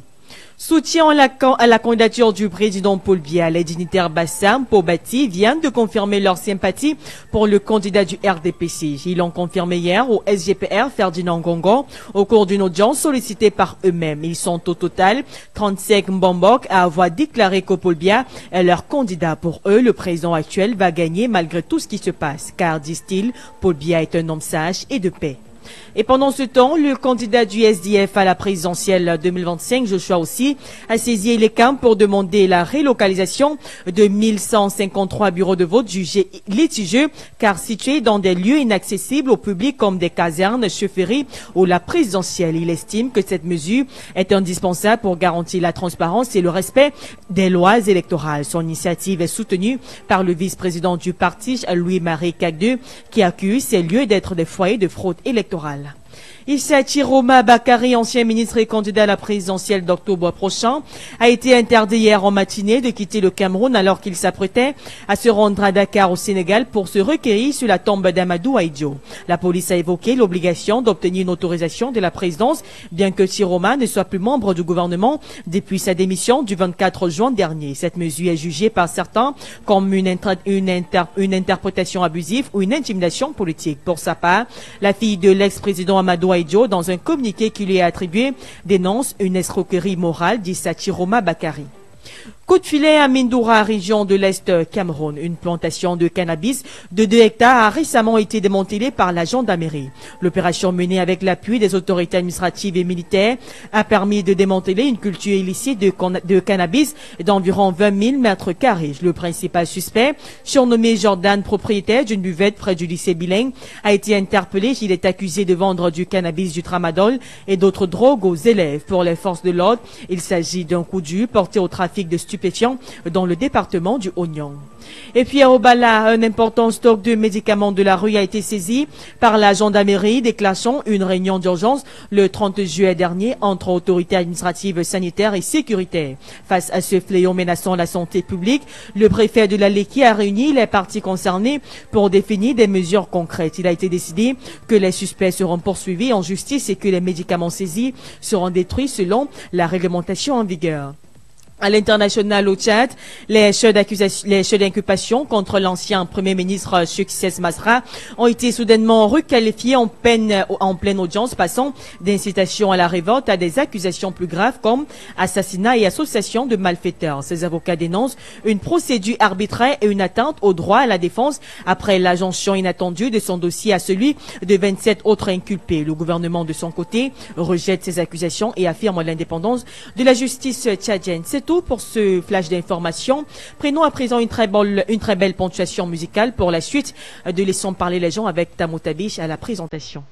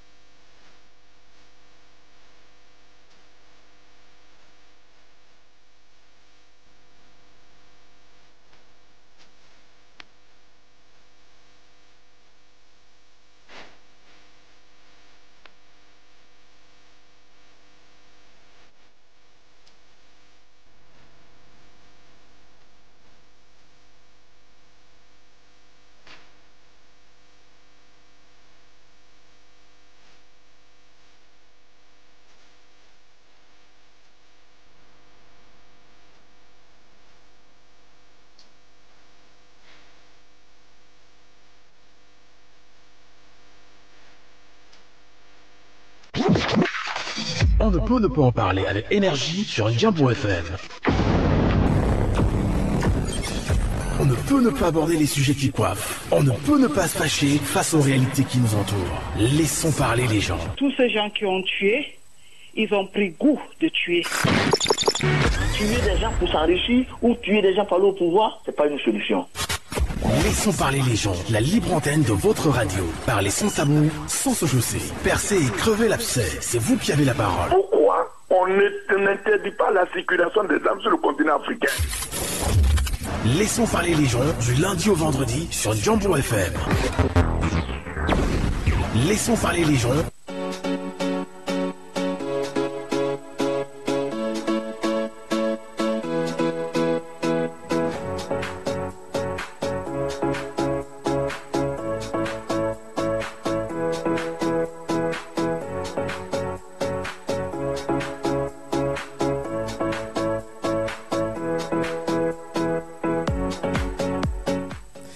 Il est 10h passé de 13 minutes à Douala où il fait 26 degrés, température ressentie 29 degrés. Il faut rappeler que la pluie a épargné de nombreux Doualais cette semaine et c'est pour le bien de ces Doualais-là. 3 codes d'accès 659 92 48 83 ou le 6 74 39 79 04 ou alors par appel WhatsApp aussi 54 40 19 13. On poursuit avec le premier thème qui revient sur les 1153 bureaux de vote installés dans les casernes militaires, les chefferies et la présence en République. On a un auditeur en ligne. Allô, bonjour. Bonjour. Oui. Je suis JP depuis le marché Congo. JP depuis le marché Congo. Oui, je veux d'abord dire merci à la réalisation pour cette belle ponctuation musicale qui m'a renvoyé à ma jeunesse. Arnaud Nyoussi. Arnaud Nyoussi. Cette belle ponctuation musicale m'a renvoyé à ma jeunesse. Bon, pour aborder le sujet du jour. Oui. Hein, vous me suivez? Bien sûr. Bon, quand quelqu'un comme Joshua Oshi fait une révélation pareille, ayant fait des investigations, parce que lui, je l'ai suivi, il a dit qu'il a passé, il a fait tout le Cameroun. Donc, il a parcouru toutes les régions du Cameroun. Oui. Et il vient faire cette révélation. Je suis surpris qu'il y a des gens qui prennent position pour dire que non, ce n'est pas Joshua aussi qui va dire des choses comme ça, c'est telle personne, c'est Dieu, le Dieu du Cameroun qui va dire comme ça, qui devait dire comme ça. Je dis non. Vraiment. Ce que Joshua aussi a dit, c'est tout à fait normal. Vous comprenez? Oui. C'est normal. Et tel est le cas, il faudrait que l'État essaie de réviser cette position. C'est tout. Bon, maintenant je passe là. Et en disant qu'il ne faudrait pas que les gens fassent lancer des pierres sur d'autres partis d'opposition. Il faudrait que les gens évitent ça, de lancer des pierres sur d'autres partis d'opposition. Parce que je suis en train de voir comment certains militants d'un parti que je ne peux pas citer ici sont en train de tout faire pour faire disparaître le LDF. Franchement, ce n'est pas bien. Le LDF est un parti d'opposition comme tout autre parti d'opposition. Et il ne faudrait pas que les gens lancent les pierres. Parce que ceux qui sont dans ce parti aujourd'hui, hier ils étaient dans le LDF. Vous me suivez? Hier ils étaient dans le LDF. Et le LDF en ce moment-là était turbulent toujours comme aujourd'hui. Bon, depuis qu'ils sont sortis dans le LDF pour entrer dans ce parti, le LDF est devenu un parti républicain. Et c'est pour cela que ça gêne beaucoup de gens. Je voudrais que les gens soient tranquilles. Et quand je vais finir de le dire comme ça, certains vont me traiter de RDPC. Mais je vous dis que quand je vois ce qui est bien d'un côté, je me plie. Quand je vois ce qui est mauvais de l'autre côté, je ne suis pas d'accord. Bonne journée. Ok, merci pour votre participation, JP, depuis le marché Congo, 659 92 48 83 ou le 674 39 79 04 ou alors par appel WhatsApp au 654 40 19 13. Donc on revient sur cette situation qui a été imposée par Joshua Oshi, qui estime qu'il y a plusieurs bureaux de vote qui sont installés dans les casernes et les chefferies et les zones et à la présidence, et que là-bas ce n'est pas accessible pour les Camerounais lambda. Et il faut rappeler, parce que je tiens à le dire, l'article 96 du Code électoral dit le directeur général de l'élection fixe pour chaque commune la liste des bureaux de vote. La liste, article 96, alinéa 2, la liste indique le ressort de chaque bureau de vote. Et l'alinéa 3 dit, chaque bureau de vote comprend 500 électeurs au plus. 500 électeurs au plus. Donc, si chaque bureau de vote comprend 500 électeurs au plus, cela revient à dire que les 1153 bureaux de vote, c'est maximum 576 500 votants. Pour que vous compreniez l'enjeu. Parce que certains ne comprennent pas l'enjeu. C'est 576 500 votants pour les 1153 bureaux de vote. Parce que la loi indique que c'est 500 électeurs au plus. Donc on peut donc décider que dans ces bureaux de vote, on a 500. Et au total, ça fait 576 500 voix possibles. Donc voilà donc l'enjeu qui a imposé cette sortie de Joshua Oshie, qui estime que à ce niveau-là, il n'y a pas l'accessibilité et qu'on ne peut pas prendre de risques, qu'il faudrait que Elections Cameroun délocalise ses bureaux de vote pour qu'elles soient dans des endroits qui sont accessibles aux scrutateurs venant de l'opposition. 659 92 48 83 ou le 674 39 79 04 ou le 654 40 19 13. Quel est votre avis sur la question? Quelle est l'interprétation que vous faites de cette situation-là? On attend votre avis tout de suite avant de prendre le second sujet.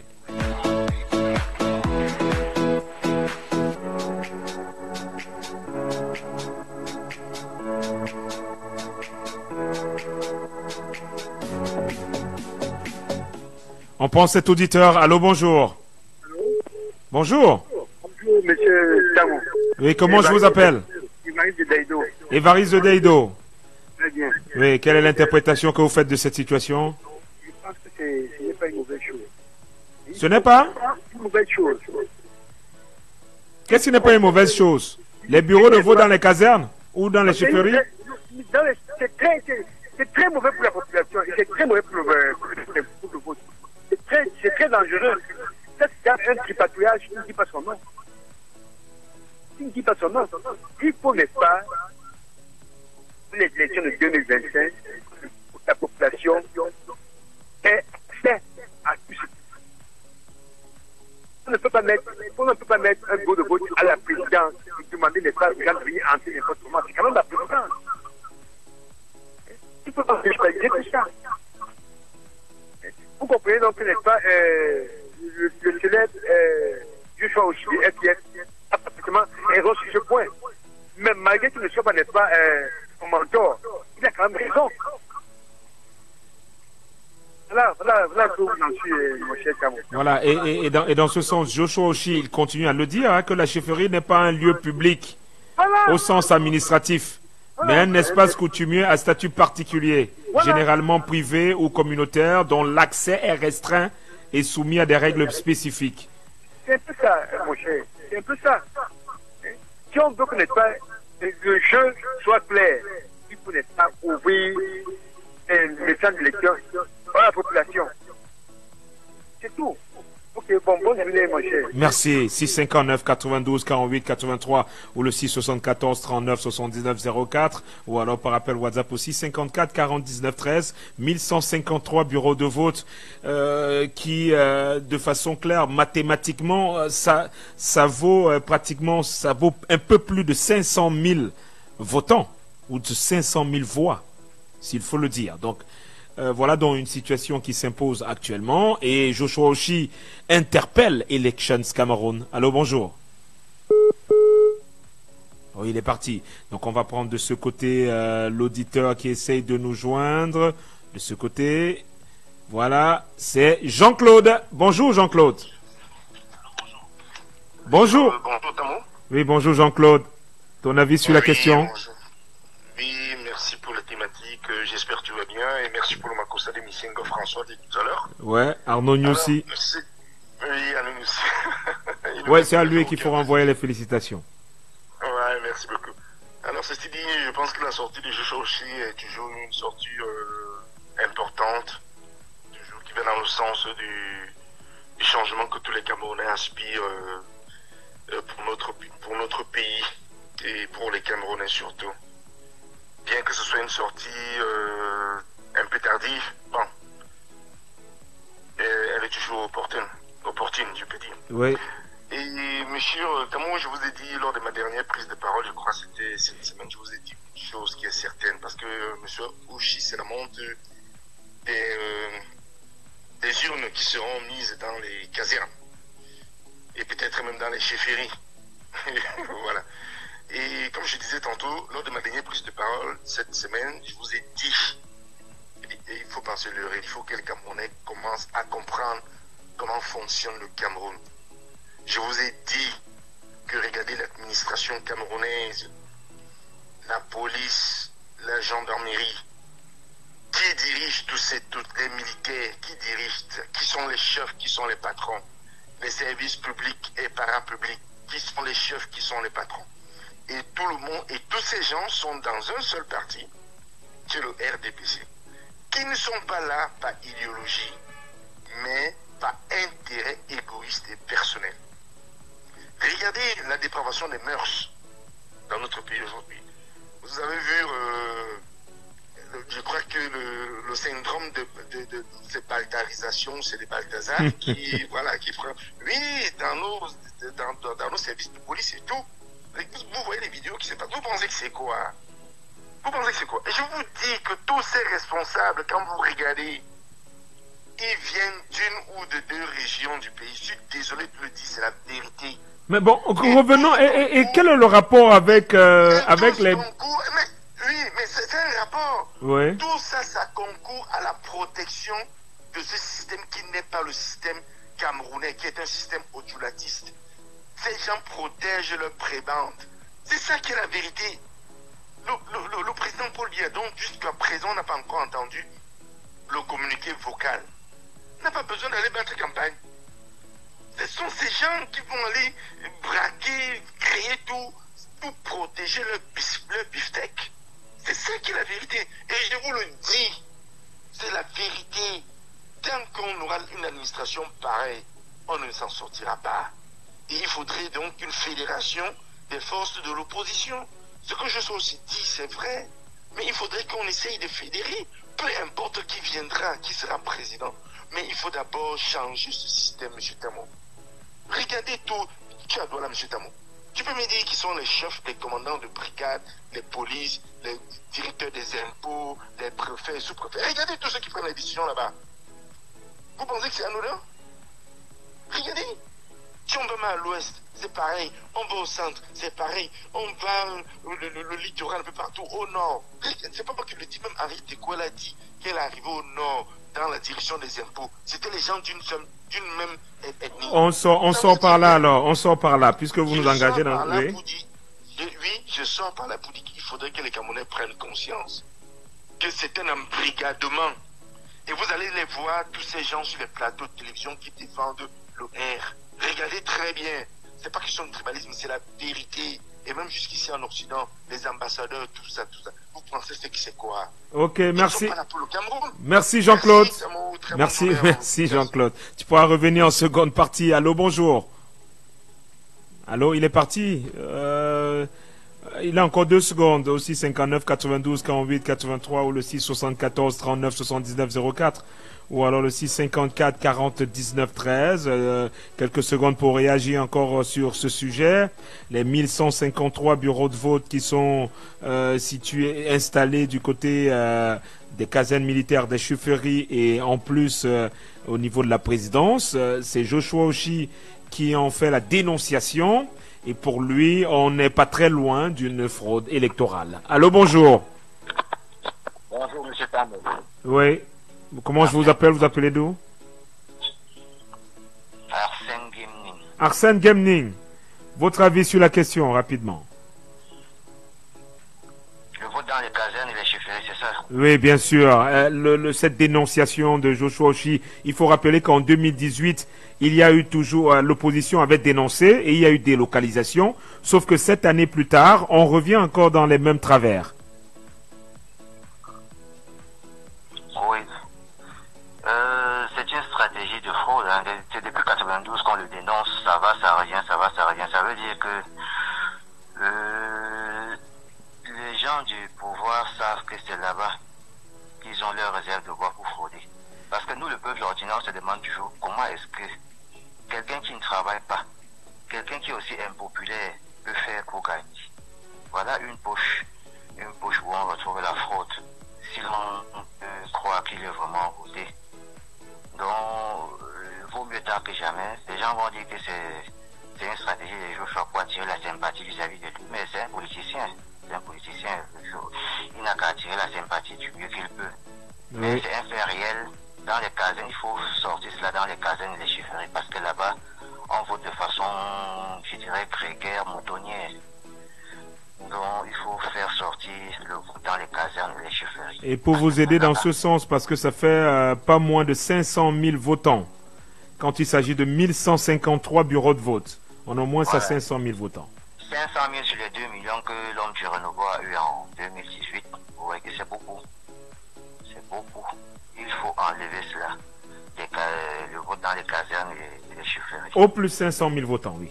C'est ça, pour être plus exact, c'est au plus 500 000 votants. Donc, on est entre 200 000 et 500 000 votants. Mais la loi autorise que dans chaque bureau de vote, on ait 500 au plus en termes de votants. 500. Donc, vous pouvez imaginer que là-bas, on peut avoir 500 dans chaque bureau de vote. Hein? C'est pas au plus, c'est pas au plus. C'est plus de 1000 bureaux de vote. Donc, c'est plus de 500 000. Oui, c'est ce que je dis. C'est plus de 500 000. Donc, au plus 500 000 et poussière. Donc, c'est ce que je dis depuis. Non, au plus et plus de ces deux choses bien différentes. C'est plus de 500 000. Je dis en fait, il faut qu'on recadre, hein, parce que la loi dit c'est 500 votants au plus par bureau de vote. Donc si vous faites le ratio avec 1153, ça veut dire que c'est 576 500 votants au plus dans les 1153 bureaux de vote. Mais ne soyez pas dans ce plafond. Si on crée des bureaux fictifs, ça veut dire que dans chacun de ces bureaux-là, il doit avoir 500 personnes. Ils doivent remplir, sinon même plus, parce que parfois on voit qu'il y a des endroits où on a 101% de votants, 101%, vous comprenez? Ok. On fait le maximum possible, on ne peut pas avoir moins de 500, je vous Ah non, vous estimez que là-bas on ne peut pas avoir moins de 500 votants par bureau de vote dans ces zones-là? Bien sûr, on ne peut pas avoir moins de 500. C'est pour ça que parfois vous entendez qu'on a eu 101%. C'est cela, Ok, merci Arsène Gamning. Je vous en prie. Merci. Voilà, on prend le dernier là. Allô, bonjour. Bonjour, monsieur Kavé. Oui, comment je vous appelle? Je viens pour le deuxième sujet, c'est monsieur Medio. Ok, monsieur Medio qui vient pour le deuxième sujet. Ce qu'on va faire, il faut que j'annonce le deuxième sujet. Laissons parler les gens. Deuxième sujet. Voilà, alors qu'il souhaitait se rendre du côté du Sénégal pour se recueillir sur la tombe du premier président camerounais Amadou Ahidjo, l'ancien ministre de l'Emploi et de la Formation professionnelle a été interdit de sortir du territoire à l'aéroport de Simalène. Issa Tiroma dénonce une violation de ses libertés et appelle au calme et surtout à ne pas avoir peur. Et sauf que la fille de Ahidjo, elle a rendu publique une correspondance où elle accuse Tiroma d'escroquerie politique.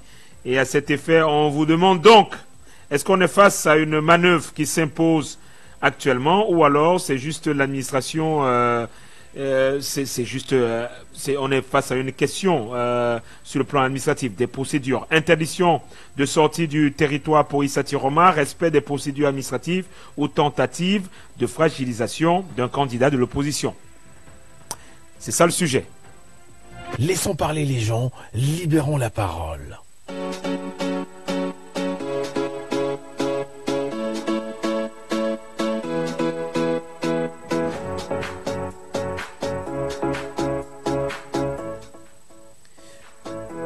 Ok, on est à l'antenne. Allô, bonjour. Oui, bonjour. JP vient pour le deuxième sujet. Oui, JP, le deuxième sujet. Bon, vraiment, je ne sais pas si les gens se moquent des Camerounais ou comment, je ne sais pas. Qui se moque? C'est aujourd'hui que, oui, est-ce que c'est aujourd'hui que Issa Chiroma connaît que Amadou Ahidjo est mort? Je crois qu'Amadou Ahidjo est mort, ça fait il y a plusieurs années. Et pourquoi est-ce qu'aujourd'hui, Issa Chiroma se lève ici qui va se recueillir sur la tombe d'Amadou Ahidjo? Vraiment, c'est des moqueries. Et ça fait même rigoler. C'est ce que je veux dire. Issa Chiroma a été gestionnaire d'un grand ministère au Cameroun. Maintenant, le contrôle supérieur de l'État n'est pas encore passé dans son ministère. Et lui, il se permet de sortir du pays. Quand on lui demande de ne pas sortir du pays, parce qu'il doit rester au Cameroun, il peut sortir du pays comme ça et il ne le fait plus. Donc il faut dire que les gens comprennent cela. C'est pas parce qu'il est devenu opposant qu'on va s'acharner sur ça, dire que c'est... Non! L'État joue son rôle. Il faut dire qu'il attend. Il était à la tête d'un grand ministère. Maintenant, il est devenu opposant. On va chercher à savoir comment en partant il a laissé le ministère. Ouais, voilà mon point de vue. Hein. Oui, c'est votre point de vue, il est légitime. Okay. Je tiens à rappeler que le président Amadou Ahidjo est décédé le 30 novembre 1989, il y a 36 ans, sauf que la fille d'Ahidjo, elle s'exprime sur la situation. Allô, bonjour. Allô, bonjour. Où est-ce qu'est passé cet auditeur? Donc, on va prendre Hervé. Hervé. Oui, monsieur Tamoudou. Éloigne-toi de ton poste récepteur, Hervé. C'est fait. Ok, Hervé, ta situation, enfin, ton ressenti face à cette situation? Mon ressenti est simple. Hein. Mon ressenti est simple. Vous savez, je vous avais déjà dit que pour gagner une guerre, il faut désorganiser les troupes adverses. Et quand vous les désorganisez, vous subtilisez en même temps quelques généraux là-bas. Vous gagnez la bataille tranquillement. Et la guerre en plus, par la suite. Donc, ce que nous avons essayé de faire là, c'est que le RDPC n'arrive pas à digérer le fait que l'opposition ait capturé deux de ses généraux. Et ils sont désormais dans nos camps. Ils nous donnent quelques biscuits qui nous permettent de savoir comment ils fonctionnent. Or, ils ont oublié aussi autre chose. M. Chiroma est un homme politique très fin et très rusé. Et il ne rate pas une occasion qui se présente en lui. Il ne rate pas. Donc ça, c'est encore une occasion qui lui a été offerte par le RDPC. Il a saisi, ça fait que des biscuits. Oui, ça fait des biscuits, mais sauf que par exemple, vous avez la fille de Amadou Ahidjo qui estime que c'est une escroquerie politique parce qu'elle estime qu'il n'a jamais daigné présenter ses condoléances à la famille Ahidjo éprouvée par des nombreux décès et qu'aujourd'hui il décide d'aller se recueillir sur la tombe du président de la République, de l'ancien président de la République. Avant de répondre à la fille de M. Amadou Ahidjo, je vais rappeler quelque chose à notre ami du marché Congo. Les candidats à l'élection présidentielle doivent sortir parce que l'électorat n'est pas qu'au Cameroun. Ils doivent sortir, ils doivent planer dans tout le monde entier où un Camerounais peut voter.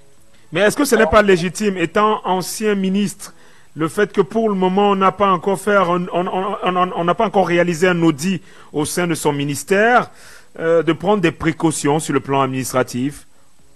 Pourquoi ça doit prendre des semaines et des mois pour qu'on le fasse? C'est parce que on a un État qui ne fonctionne plus. Ils sont plus préoccupés à autre chose que des missions de l'État qu'on les a confiées. Est-ce que quand un ministre démissionne, il faut des semaines, il faut des mois pour faire le dit dans son ministère? Ce ministère est vacant jusqu'aujourd'hui. Non, il y a un ministre, actuellement, il y a un ministre par intérim. Mais dans un pays qui fonctionne normalement, ça ne devrait pas être le cas. On a deux ministres qui ont démissionné et vous nous dites que non. Les directeurs de machin. Un seul ministre a démissionné pour le moment, un seul. L'autre n'a pas encore démissionné. Non, pas du tout. Ok, on attend. Ok. Hervé, tu sors par là. S'agissant de la fille d'Amadou Ahidjo, elle est très loin. Elle est très loin de donner des leçons à Issa Chiroma ou à quiconque au Cameroun parce que elle-même, elle a trahi la mémoire de son père et de sa mère. Elle est PCA du Palais des Congrès et militante du RDPC. Elle a été instrumentalisée. Aïdjo en valait mieux que ça. Vous estimez qu'elle a été instrumentalisée? Oui, Aïdjo en vaut mieux que ce poste qu'elle occupe aujourd'hui.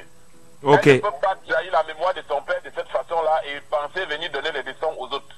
Issa Chiroma avait la liberté de se rendre sur le reste d'Amadou Aïdjo quand il le souhaite. Quand bon le sent. Ok, merci. Il faut qu'elle sache que Amadou Aïdjo aujourd'hui est un patrimoine national. Aïdjo n'appartient pas seulement à sa famille biologique. Il faut qu'elle le sache. Oui, ça c'est clair. Merci. C'est un patrimoine national. On prend cet auditeur. Allô, bonjour. Oui, bonjour, monsieur Tabou. Oui, comment je vous appelle? Monsieur Medjo. Monsieur Medjo, oui, qui est de retour. Ok, monsieur Medjo. On a envie de dire, si vous m'avez fait, je ne sais pas comment on appelle ça, les comédiens appellent ça, c'est pas un show, voilà. Si vous m'avez se permettre aujourd'hui dans deux médias au Cameroun, si on a violé ses droits, je veux qu'on se regarde dans la classe. Il fait ça comment? C'est Chirouma qui est venu ici à Douala, assurer tous les médias, lui personnellement, avec son état-major. Il est allé dans tous les médias audiovisuels ici à Douala. Expliquer que si vous donnez la parole à celui qui doit parler contre l'état du Cameroun par rapport à la crise anglophone, je ferme votre radio. Il était ferme là-dessus. À Canal 2, quand Carole Yémelo l'a demandé, c'est une menace, monsieur le ministre. Il dit, ce n'est pas une menace, mais je dis, si vous donnez la parole à ceux qui, je ferme cette radio. C'est le petit qui le disait. On a vu, quand certains soldats, c'est pas les mauvais soldats, on va dire ça comme ça, oui, ont tiré sur les bébés auto à Marwa, dans le Grand Nord. C'est-à-dire, c'est les frères de Issa Chirouma. Et dans son village, on va dire ça pour répondre au Grand Nord, dans sa population, ses populations, ses petits frères, ses enfants de là. Certains soldats ont fait des exactions sur les bébés. C'est lui qui est monté au créneau pour dire que c'était au Mali. Monsieur Chirouma, on vous empêche d'aller au Mali, c'est pas au Cameroun. Il faut arrêter de prendre les Camerounais pour des montons de pageux. On peut en arriver là. Il y a un ministre de ce pays, toujours du Nord, il est toujours en prison aujourd'hui. Monsieur Marafa Amedouaya, quand il était ministre, secrétaire général de la République, on a tendu le micro un jour pour lui demander qu'est-ce qu'il pense sur carcération, population carcérale. Il a demandé de faire construire les hôtels 5 étoiles, les prisons 5 étoiles. Aujourd'hui, il disait qu'on a violé le droit.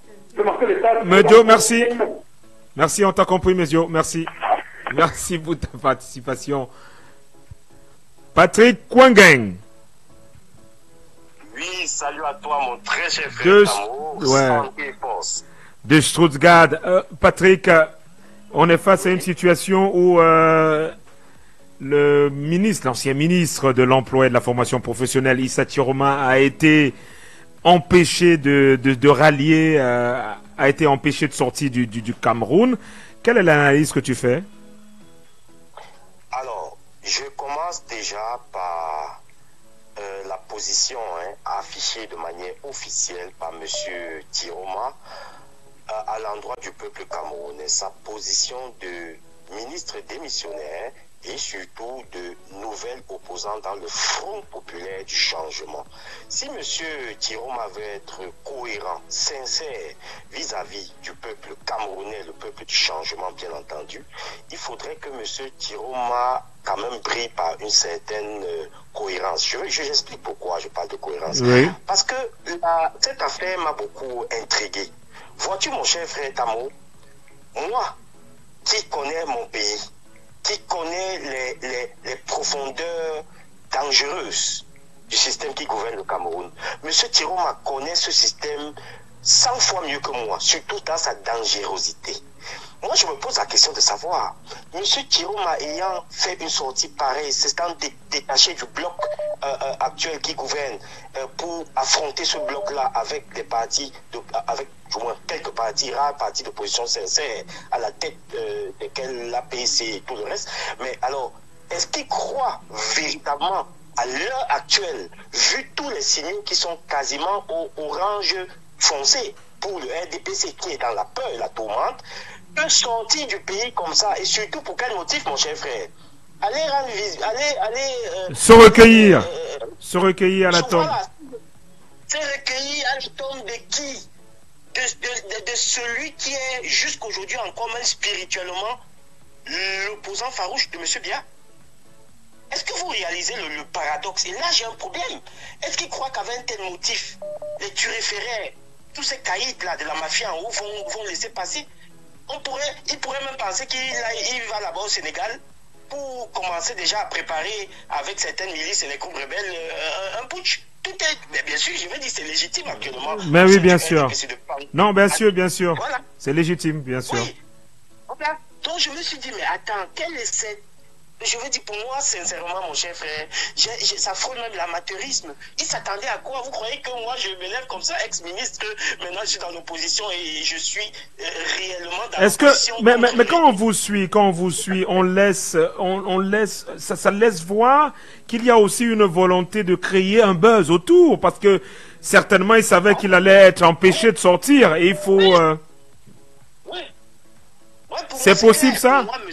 Tiroma est assez intelligent pour savoir qu'il ne pouvait pas sortir sur ce motif-là. Et même pour d'autres motifs, ça aurait été difficile, surtout dans le contexte actuel de la peur bleue du RDPC. Donc, moi, j'estime que si c'était pour le buzz, tant mieux, ça a fait le buzz que ça a fait, mais surtout que M. Tiroma se concentre à se concerter avec les quelques rares partis d'opposition sérieux. Ok, merci. Au lendemain du 12, on passe à autre chose définitivement pour le bonheur des Camerounais. Merci Patrick Kouagan de Stuttgart. On revient au Cameroun, cette fois-ci avec qui? Bonjour. Sylvestre Batoumen. Tu as 1 minute, Sylvestre. Mets le feu. Oui, je mets le feu.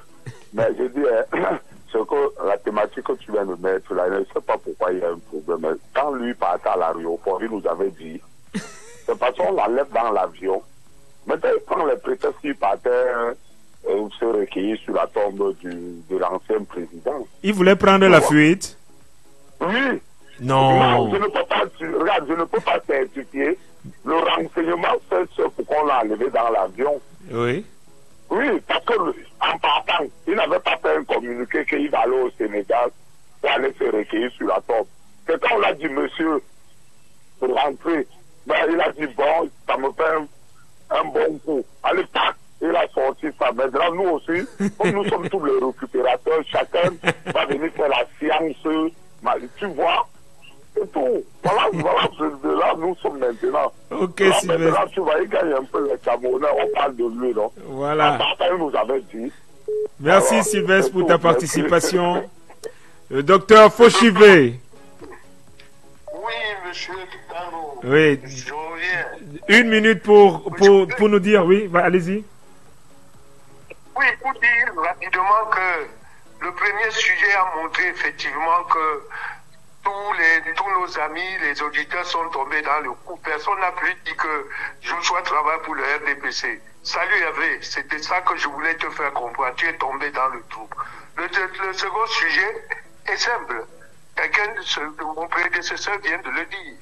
Quand il partit, vous allez dire au revoir. Non. C'est quand ça a cassé. C'est ça un homme politique. Maintenant que ça a cassé. Donc, lui dit qu'il partait pour se recueillir, oui. C'est le même qui avait dit la dernière fois, si vous vous rappelez, quand le sujet du rapatriement du reste d'Aïdjo avait été lancé, voici ce qu'il avait dit, je le cite. Amadou Aïdjo appartient à sa famille. Voilà ce qu'il avait dit. Oui. Donc, Amadou Aïdjo, sa famille se doit d'abord de déclencher la procédure avant que l'État ne puisse l'engager. Voilà ce qu'il a dit à la télévision. Bien sûr. Ministre de la Communication. Aujourd'hui, il passe s'incliner. Il a été ministre de Transport. Il n'est pas allé. Ministre de la Communication, il n'est pas allé. Ministre de la Formation professionnelle, il n'est pas allé. Il trouve seulement moyen d'aller. Nous, de ce côté, puisque lui, il a dit ça, nous, on dit pour nous qu'il est parti récupérer l'argent pour sa campagne. Ça peut être aussi là. Parce que s'il avait dit au revoir, on aurait compris. Maintenant, c'est parce qu'il est un homme politique qui se permet maintenant de faire des déclarations. Ça ne donnera rien. Et autre chose, pour les Hervé, parce qu'ils viennent d'entrer dans la politique, tant tant qu'on n'a pas déclenché aujourd'hui la campagne électorale, on ne peut pas sortir du Cameroun pour aller faire la campagne. Donc, cette liberté ne pourra se faire pour la campagne que lorsqu'on va décréter la campagne électorale. Donc, on ne peut pas se permettre, surtout pour un ministre, comme un auditeur a dit, un ministre qui vient de sortir du gouvernement, il est tout à fait normal que le Conseil supérieur, n'est-ce pas, le contrôle supérieur puisse apprécier à sa juste valeur. C'est des contrôles simples, aussi simples. Ce n'est pas Justement. Ce n'est qu'une présomption. Voilà. Merci, docteur. Merci, docteur Fouchivé, pour votre contribution. On prend cet autre auditeur. Allô, bonjour. Allô, bonjour. Bonjour. Comment je vous appelle? Vous appelez d'où? Papa Thomas Makepe. Papa Thomas de Makepe. Votre avis sur la question? Éloignez-vous de votre poste récepteur. On va par là. Oui, allez-y. Ok. Je peux gratter un peu sur le premier sujet? Non. Allez-y rapidement parce qu'on est déjà à l'arrivée au terme de notre programme. Le second sujet. Ok. C'est bien fait pour lui, ça, Chirouma. C'est bien fait pour lui. Quand les gens tiennent souvent des propos, quand ils sont à la mangeoire, ils ne pensent pas qu'un jour ils vont sortir de là. Maintenant, il est sorti de là. Donc, voici qu'on fait descendre de l'avion comme un vulgaire, comme une personnalité qui est comme moi. Hein? Mais moi, je ne comprends pas. Il avait tenu le propos que le militant de RDPC vient de dire là. Il a dit ça. Oui, il avait dit. Mais depuis qu'il est ministre là, il a été ministre pendant plus de 20 ans. Il ne savait pas qu'Aïdjo était au Sénégal. C'est maintenant qu'il aime beaucoup Aïdjo parce qu'il veut faire la campagne.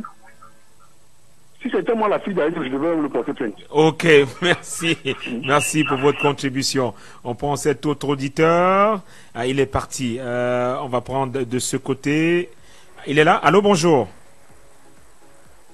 Allô, bonjour. Oui, bonjour, c'est Ngala. Oui, Ngala, vas-y, ton avis. Oui, deuxième sujet. Oui, vas-y, ton avis. Oui, vraiment, c'est de bonne guerre. Voilà quelqu'un qui disait que les choses se passent au Mali. Si dans la chance, le père ne prend pas le pouvoir, il va être tranquille. Mais si jamais c'est le cas, on va le traiter. Ouais. Ok, merci. Maintenant, les gars sont un peu occupés. Laisse. Après ça, si c'est le cas, on va le traiter. Ok, merci à tous. Merci, Ngolo. Allô, bonjour. Bonjour, monsieur Tam. Oui. Arsène Gemning. Arsène Gemning, votre avis sur la question en 1 minute. Oui, un ancien président camerounais avait dit de son successeur, je le savais fourbe, je le savais faible, mais je ne le savais pas aussi fourbe et hypocrite. Ce qu'on peut dire de monsieur Chiroma, c'est que c'est un fourbe, très fourbe, et il n'ignore pas comment fonctionne le système. Mais ce que je veux dire, c'est qu'on a fait fuiter une photo de son passeport. Oui, je crois, mais j'ai pas vu on annonce avoir fait fuiter son passeport. Donc, quand on a récupéré son passeport, on a filmé. Oui, qui indiquait que sa destination était effectivement les États-Unis. Les États-Unis. Enfin, ça, on n'a pas encore la véracité de cette information. On est encore en train de chercher, de checker. Même si certains estiment que la destination Sénégal était juste une passerelle pour se retrouver aux États-Unis. Donc, bref, c'est pas encore très sûr cette information. Non, nul ne peut se prévaloir de ses propres turpitudes. Il a servi un régime avec zèle. Il était dans l'opposition. Aujourd'hui, il revient dans l'opposition. Bon, bref, ce qui lui arrive, c'est ce qui doit arriver au traître, comme je l'ai toujours dit. Ok. Un traître doit savoir que même à la dernière seconde, il va subir les affres de la traîtrise. Merci. Merci pour votre participation. Merci à tous. Vous aviez été très nombreux cette semaine. On est très heureux de vous avoir parmi nous. Si vous nous rejoignez à l'instant et si c'est la première fois que vous prenez ce programme, sachez que c'est Laissons parler les gens. C'est du lundi au vendredi entre 9h et 10h et 50 minutes sur Jumbo FM. Vous avez l'opportunité de nous joindre au 659 92 48 83 ou le 674 39 79 04 ou alors par appel WhatsApp au 654 40 19 13 entre le lundi et le vendredi. Donc, Arnaud Noussi a assuré la mise en onde et la réalisation de ce programme. À la présentation Tamo Tabé, retrouvez à 11h les femmes libérées. Et à 17h, spécialiste de tout et de rien avec Anissa Simo. Et à 12h30, c'est le journal avec la grande rédaction drivée par Estelle Ngondi. Voilà, nous sommes à 72 jours de l'élection présidentielle. du 12 octobre 2025. Restez à l'écoute des programmes de Jambo FM. C'était Laissons parler les gens, que vous pourrez réécouter en podcast.